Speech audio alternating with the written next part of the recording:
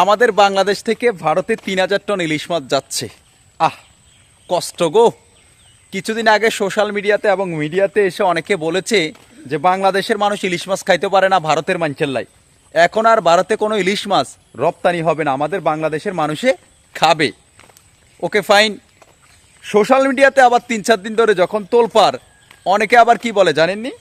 অনেকে বলে ভাই ভারত তো আগে যাইতো ইলিশ মাছ হিয়ারা নিত মাগনা, অন্ত মাগনা না, অনকা ভারতের কাছে বেচতে আছে বেশি দামে ভারত টিয়া দি কিনি নে। আমার প্রশ্ন হচ্ছে আপনাদের কাছে, ভারতে বেশি দামে টিয়া দি ইলিশ মাছগুলা কিনে আনে, আমাদের যারা বাংলাদেশের মানুষ আছে ওরা কি রোহিঙ্গা নে? ওরা কি টাকা দিয়ে কিনি খাইতো না? ওরা খাইতো কিনা? আমাদের বাংলাদেশের মানুষ টাকা দিয়ে কিনি ইলিশ মাছ খাইতে পারতো না, ভারতের মানুষ মাছ কিনি খাইবো। অনেক তো সোশ্যাল মিডিয়াতে বড় বড় কথা কইছেন, স্বজন প্রীতি করতেন না, অন কেন করেন? অন কেন করতেছেন? পুরো বাংলাদেশের মানুষ জানতে চায় আপনাদের কাছে। যেটা পারবেন সেটা বললেন, আর যেটা পারতেন না সেটা হুদা অযথা সাধারণ মানুষের আশ্বাস দিয়েন না। আশ্বাস দিয়ে লাভ কি? সাধারণ মানুষ তো এখন আপনাদের সমালোচনা করতেছে।